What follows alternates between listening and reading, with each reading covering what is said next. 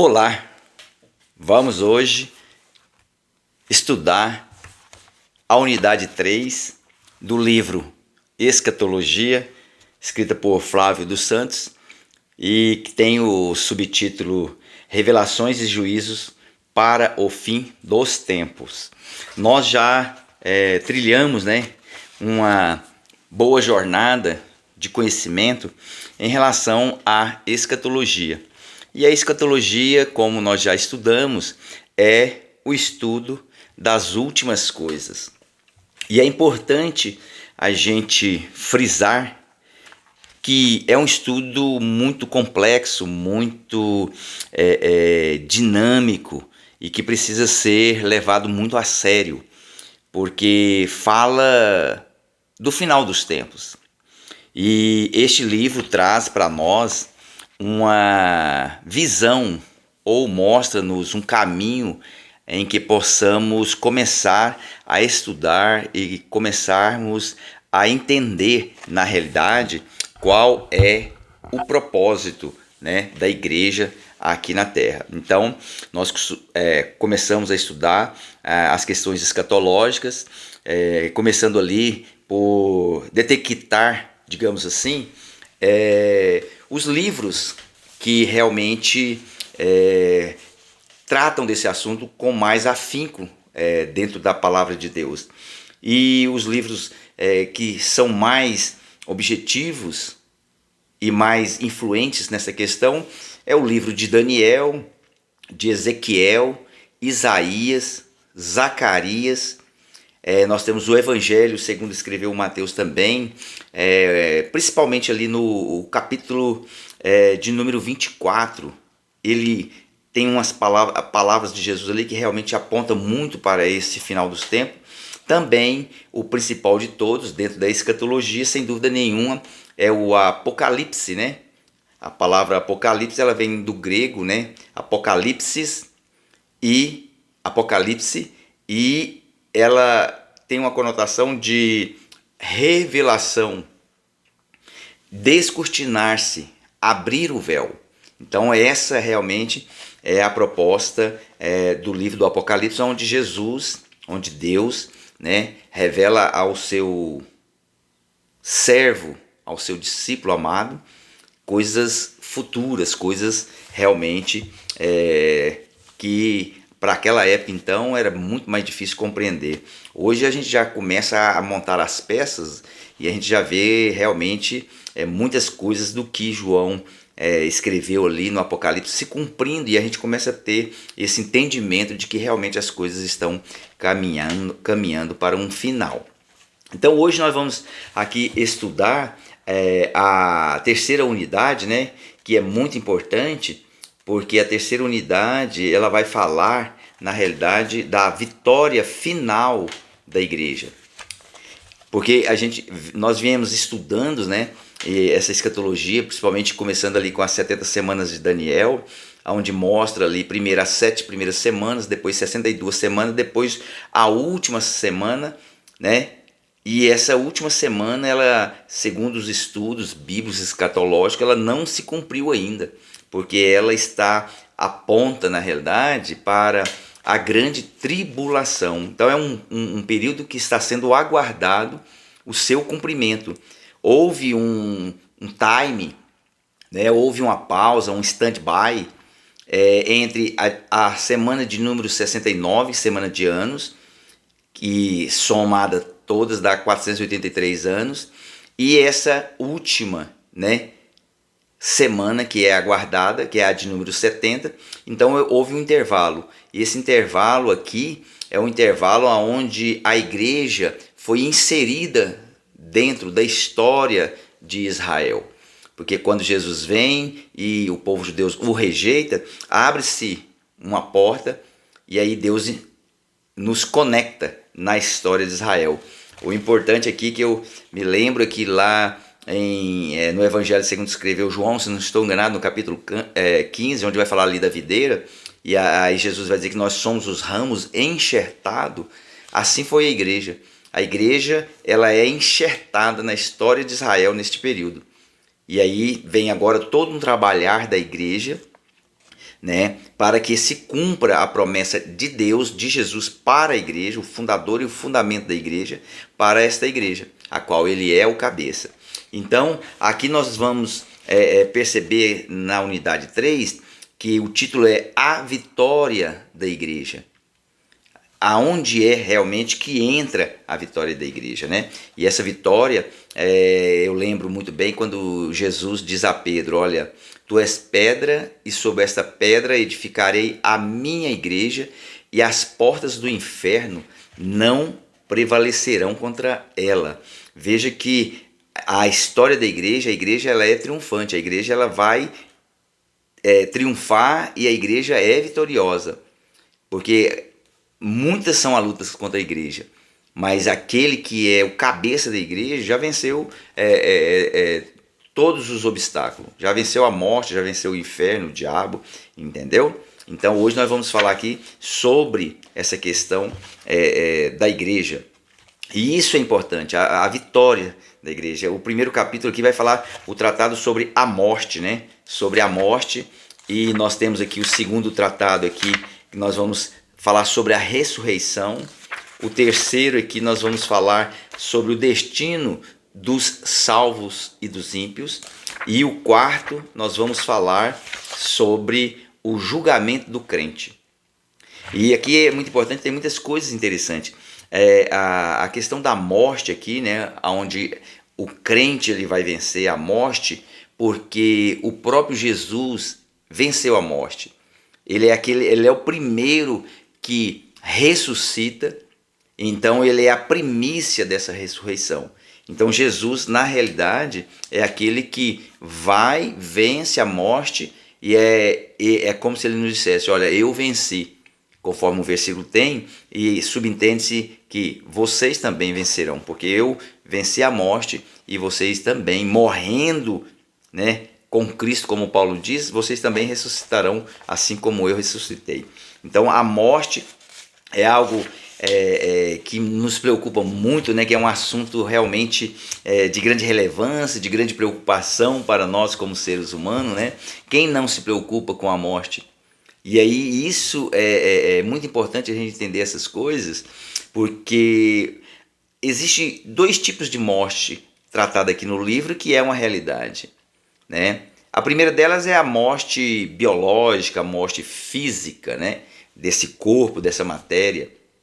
E essa morte, com palavras bem fáceis de compreender, na realidade é a separação da alma do corpo, né? Então, quando a alma do ser humano ela se desconecta desse corpo, que alguns dizem, como o próprio Platão diz que o corpo que aprisiona a alma.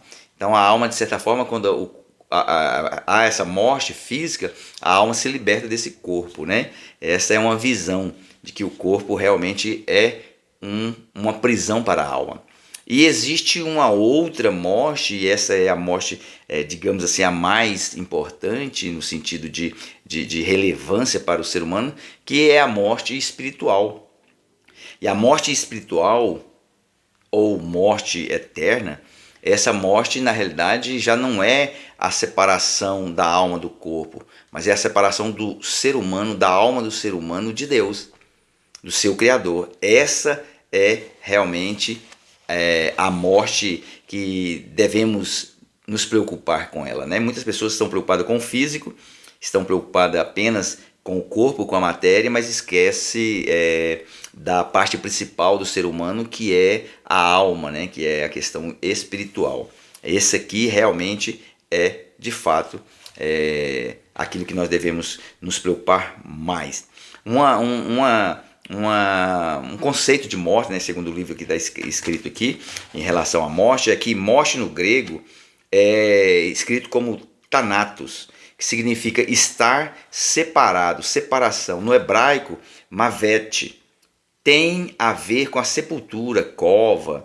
Observa-se que não há sentido de aniquilamento, mas de cessação de um estado atual para iniciar outro aspecto diferente. Então há essa relação da morte aqui, né, como separação. Ou a morte não é uma aniquilação, como algumas até religiões ensinam, né, que morreu, acabou. Não. A morte é cessação de um processo terreno, mas que terá uma continuação. E essa é a grande, digamos assim, é o calcanhar de Aquiles de nós todos, né? Todos querem saber para onde vamos pós-morte. E aí vem várias doutrinas, cada um dando a sua versão, cada um ensinando de forma diferente, e tem muitas pessoas se enganando, sendo enganadas em relação à morte, né? Tem muitas pessoas que realmente não entendem o que realmente é a morte. E para nós, uma certeza nós todos temos, que um dia iremos morrer. Agora, a dúvida e o que nós deveríamos nos preocupar é para onde vamos depois da morte, né? E a Bíblia vai nos dizer que existem dois caminhos. Um caminho da perdição, um caminho da salvação. A Bíblia vai tratar esses caminhos como céu e inferno. Então a Bíblia nos dá, nos mostra com clareza, né, segundo e fundamentado por ela mesma, que é a verdade, que o homem está sujeito a morrer e a morrer uma vez só, depois disso condenação ou salvação. E a palavra de Deus vai nos dizer que na realidade que o que é mais grave aqui em relação à morte, e essa morte é a morte espiritual, porque a morte física ela pode acontecer por uma doença, por uma enfermidade, por um acidente, por alguma coisas do tipo. Mas a morte espiritual, a palavra de Deus vai dizer que o salário do pecado é a morte. Então, eu diria que aquilo que mata, na realidade, a questão da vida espiritual é o pecado. O pecado é o algoz aí da vida nessa questão espiritual, né? Então, aqui nós vamos ver em questão à morte, né? Primeira coisa é que Jesus vence a morte. Então Jesus traz para nós, como cristãos, como leitores, como adeptos, como seguidores, como pessoas que procuram entender essa questão, Jesus nos traz um grande alívio, porque primeiro ele morre, ressuscita e depois ele diz, olha, é como se ele dissesse, pode ficar despreocupado porque eu venci a morte, né? E isso é muito importante, a gente ter essa certeza de que iremos para um lugar de paz, um lugar na eternidade, porque Jesus já está nos esperando. E essa é a nossa alegria nessa relação, é que Jesus já nos dá uma esperança, né? Jesus já nos dá uma esperança de que do outro lado, para quem crê no Senhor, para quem acredita na palavra, para quem vai ser salvo, para aqueles que realmente pensam dessa forma, terão um lugar garantido, né? E isso é muito importante. Então, aqui fazendo só mais ou menos uma linha do tempo, então na realidade nós falando da vitória da igreja, então a primeira coisa que nós temos é a vitória sobre a morte, né? E isso é muito importante. E aí os símbolos da morte são símbolos realmente que assustam muitas das pessoas, né? As culturas antigas, né, trazia algumas figuras assim que só de você ver até hoje você se assusta, né? Então a morte tem muitas figuras, muitos símbolos, né, que a morte tem. Mas o importante é que para a igreja, né, a morte ela não é o fim. A morte na realidade se torna sendo o começo de uma nova temporada. E para aquele que é espiritual, a morte, a vida que é só passageira, o corpo é apenas o alojamento da alma do ser humano, mas quando essa morte física acontecer, existe do outro lado uma vida, principalmente para aqueles que creem no Senhor, que serão salvos, uma vida eterna. Então isso é importante, né? A ressurreição, como no capítulo 2 vai dizer aqui, tratado sobre a ressurreição, a ressurreição é o grande trunfo da igreja, porque na realidade, por causa da ressurreição, é que nós cremos, é que nós acreditamos, é que a palavra de Deus foi escrita, é que trouxe uma esperança, é a ressurreição de Cristo. Imagina, por exemplo, se Jesus tivesse morrido e não tivesse ressuscitado. em vão seria ser crente, em vão seria a palavra de Deus, porque o cunho, né, o foco na realidade da igreja está na ressurreição. A ressurreição é a base de tudo, é aquilo que veio solidificar, aquilo que veio consolidar toda a história da Bíblia, toda os evangelhos se consolidam, se fundamentam na ressurreição, porque a ressurreição é a garantia de que após a morte haverá uma vida eterna. E o próprio Jesus, ele nos garante, o próprio Jesus passou por isso e com ele está a chave da vitória. Ele venceu a morte. Então isso é muito importante para nós. E nós como cristãos que somos, nós precisamos acreditar em primeiro lugar nisso e precisamos pregar isso, né? O apóstolo Paulo escreve ali em 1 Coríntios 15:12, dizendo: se prega que Cristo ressuscitou dos mortos, como dizem alguns dentre vós que não há ressurreição entre mortos. Paulo estava chamando a atenção de alguns que pregava que não haveria ressurreição entre mortos, mas que pregava que Jesus tinha ressuscitado. Então ele diz: se vocês estão pregando que Jesus ressuscitou, como é que vocês estão dizendo para o povo que não haverá ressurreição? Né? Então, uma grande incongruência no sentido da palavra, de que as pessoas estavam pregando uma coisa e de repente mais não acreditavam naquilo. Então, Paulo aqui traz sobre esta perspectiva, né, sobre a morte em relação ao que o povo acreditava.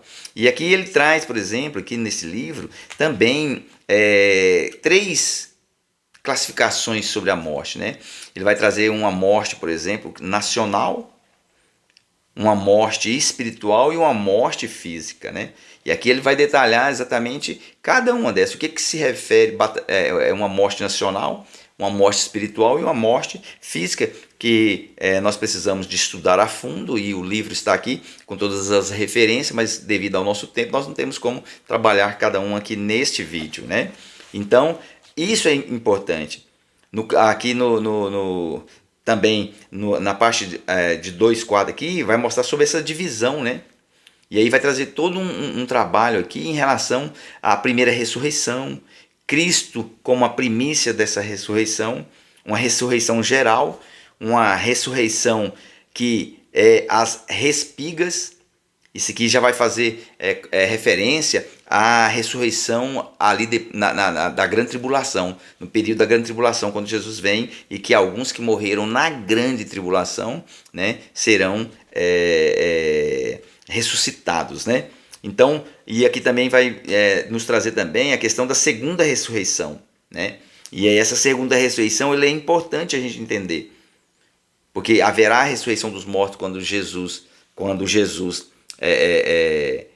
buscar a sua igreja, mas e depois os que morreram e aquelas almas que estão lá do Apocalipse clamando por justiça, pela perseguição e que foram mortos, né? E depois do milênio, como será isso, né? Então aqui no livro tem tudo detalhado, que é importante a gente buscar esse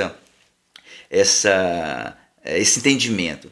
E no 3 aqui vai dizer o destino dos salvos e dos ímpios, né? Qual será o destino, segundo a escatologia, segundo o Apocalipse, segundo os profetas, né? Segundo os apóstolos?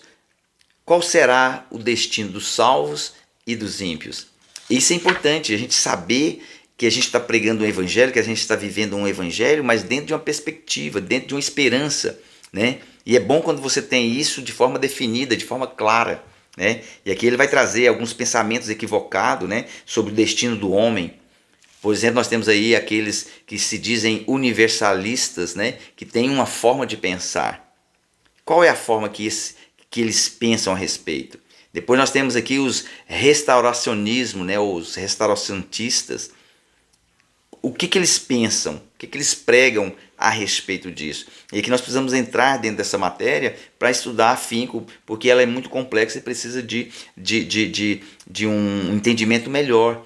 E devido ao tempo nós não temos como nos adentrar nesse vídeo em relação a esses detalhes, né? E aqui vem mostrando também a questão do aniquilamento. Tem pessoas ou ideias ou correntes de pensamento que dizem, no caso do aniquilamento, é que quando a pessoa morre, acabou, finalizou, não existe nada, não existe questão de purgatório, de seio de Abraão, não existe nada disso. Morreu, acabou. Evaporou no tempo. Né? Existe a questão dos espíritas, né? O espiritismo, né? E isso também é importante a gente entender, a forma que os espíritas pregam em relação à morte. E existe também o romanismo, né? Que são igual ao catolicismo. O que os católicos, né? O que a teologia católica fala em relação a isso, né? E por último, e aqui já algo bem moderno, pós-moderno, a questão do materialismo científico, né? Existe também essa classe, né?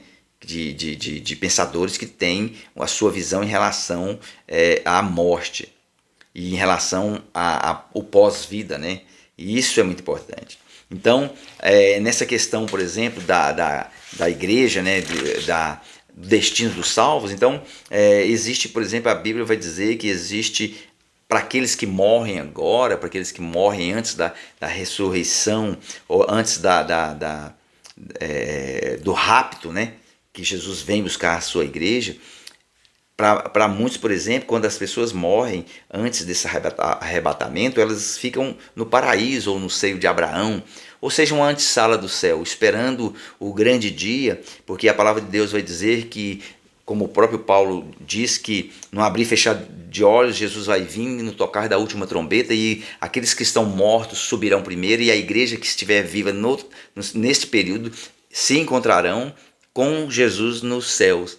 Então, na realidade, para aqueles que leem a palavra de Deus, entendem que aqueles que morrem em Cristo estão em um ambiente, e esse ambiente é um ambiente realmente como se fosse uma antessala do céu, aguardando o grande dia, o dia do Senhor, né? E a Bíblia também vai dizer que esse estar nesse lugar não é um lugar onde as pessoas vão estar inconscientes. As pessoas terão a consciência, tanto no paraíso, quanto também no Hades ou no Sheol, né? Dependendo de algumas versões ou da linguagem, da língua que foi escrita, que significa inferno, sepultura, né? Aqueles que morreram com Cristo e os que morreram sem Cristo.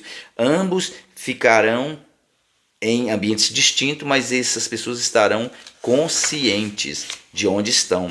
E existe, por exemplo, também um outro lugar, chamado aqui de Tártaro, né, que seria o lugar ali que a gente chama de inferno, e que é algo que aqui mesmo vai dizer, né, segundo os estudiosos, é um lugar dentro do próprio Hades, que é o inferno, porém mais profundo, ou seja, o Tártaro seria um lugar que dentro do inferno ainda seria um lugar pior ainda que o inferno. E isso é importante. E aqui no capítulo 4, o julgamento do crente. E esse julgamento do crente é importante a gente entender que muitas pessoas não compreendem essa questão do julgamento. Esse julgamento aqui que a gente chama de tribunal de Cristo, que vai acontecer ali assim que houver, aliás, o arrebatamento, quando a igreja subir, será a primeira parte ali dos 7 anos, por exemplo, da grande tribulação no céu, que vai estar sendo festa embaixo da grande tribulação. Nesse primeiro período será o julgamento ou o tribunal de Cristo. Esse tribunal não tem nada a ver com salvação. Tem a ver com obras, tem a ver com galardão, tem a ver com condecoração.